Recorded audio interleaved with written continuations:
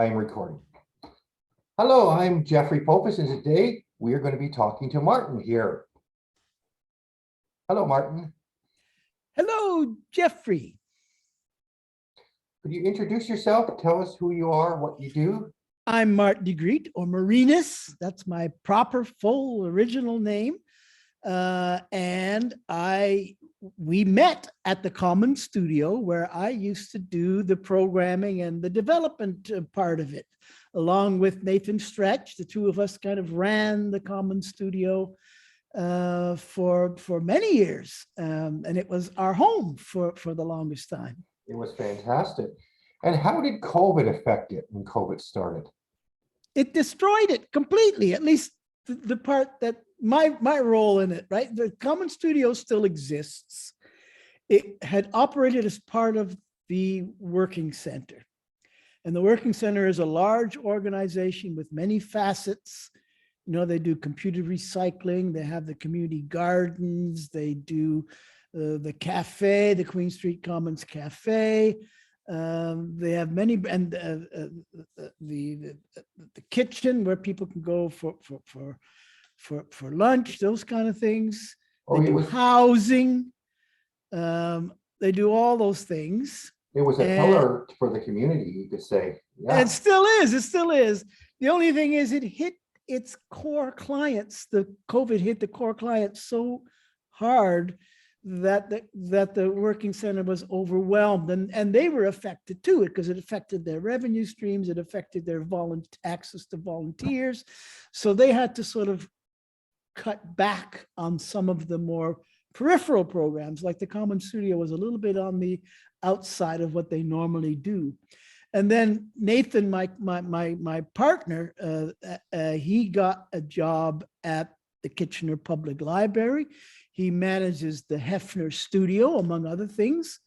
So he hit upon the idea of taking the Common Studio, the rental portion, because we, as you know, we had an amazing collection of equipment that was there for people to use, and they could rent it. So people had access to for professional and, you know, simple hands-on, simpler kind of tools. And we made those available to the community. Now, all of that is now run out of Kitchener Library. It's a beautiful space. You should go there sometime and ask Nathan to show you. In the basement, they have a wonderful space, which is much better than the space that we had, the closet that we had. It was just jam-packed. I remember that. Yeah, it was crowded. It's much better organized. They've got more equipment than they ever have had before. And it's a going concern, and it's kind of merged with the Hefner Studio, which of course, as you know, is a wonderful resource for the community too. They have recording rooms, and they have equipment, and they have everything you need. So that part of the Common Studio carries on, and it's better off than it ever was. But the programs that I ran were kind of autonomous. It was kind of my little domain. And what I would like to do is, even while I was off, I spent the 2 years that I was here sitting at home thinking about where to take this next. I wrote grant applications, I come up with plans and developed a strategy. And I came up with this idea that we would now be sort of this, what I call the Common Studio Story Kitchen, where it was more community kind of filmmaking, rather than the artistic side of things and the commercial side of things that were also such an important part of the Common Studio, right? And I would like to run them kind of autonomously. Ours are hands-on learning programs, and you were part of that. You just jump in, we welcome everybody, you just start doing stuff, right? Make hidden stories, 2, 3 to 5 minute videos. We can work on a topic. We had a certain parameters. It had to be like third person, it had to be local. But after that, you could do what you wished, and you figured out what you needed to know as you went along, drawing on whatever you could find online, because there's so much instruction available, and also drawing on the resources of the Common Studio. You could come in and there'd be somebody there who could help. That's how we operated. And I would like to continue that and operated not in conjunction with Kitchener Library, but also we did more work with Idea Exchange in Cambridge than we did with Kitchener, because I knew people there and some of our volunteers lived there. And Idea Exchange also has a wonderful media arts center in the old post office. But I thought we could operate sort of autonomously and be a connecting link between those and other parts of the community. We were involved with the radio station, so that would be included. I'd like to make connections with the 2 other library systems. There's 4 library systems in this region. And I'm not saying we should amalgamate them all, but I think they should certainly be better connected.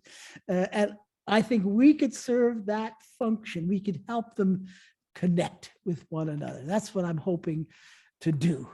So it's still the Story Kitchen, but it's not the Common Studio Story Kitchen now. It's the Home Range Story Kitchen. So my little operation is called Home Range Adventures in Media, and the Story Kitchen is part of that. That is very impressive. When one door closes, another door opens.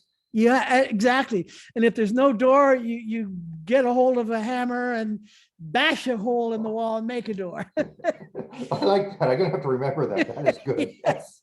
Because So- it did look pretty desperate at one point, right? Yes, When it there was. nothing We in- yeah. had a very few bad months there, but it sounded like you were able to recover. You were able to reinvent yourself, and you kept going. So this is a very success story. I think so. And it's certainly, I mean, it's just such a pleasure, because all of a sudden you've got no place to go. I mean, we used to meet every day, you know, like all people, and it was such a wonderful place where lots of people were there, different personalities. We had our monthly meetings, you know, the KW Film Network and all that. And then all of a sudden there's nothing. And it was really good to have access, first of all, to tools like we're using now to communicate and to record what we're doing here, the Zoom and Google Meets and all that.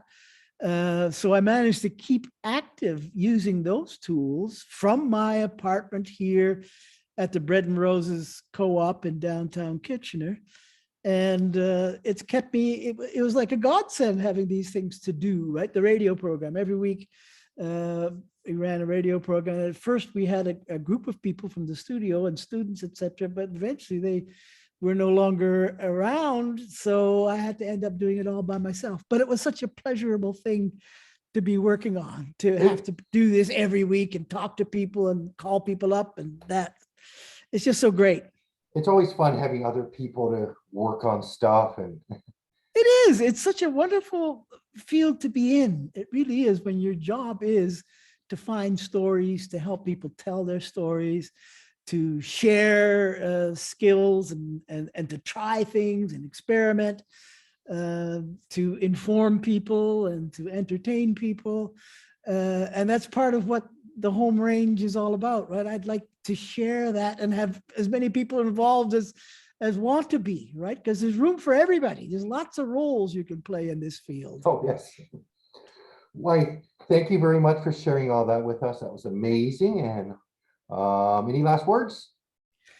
Well, I'm so glad to see what you're doing. I mean, you've thrived during the pandemic. You've wisely decided to go back to school and to learn formally, where you do it all so rapidly. And there's no replacement for that. You can fiddle around and learn, Yes. but just to immerse yourself the way you've doing. And we're really proud. Everybody at the studio is proud of what you've been able to accomplish.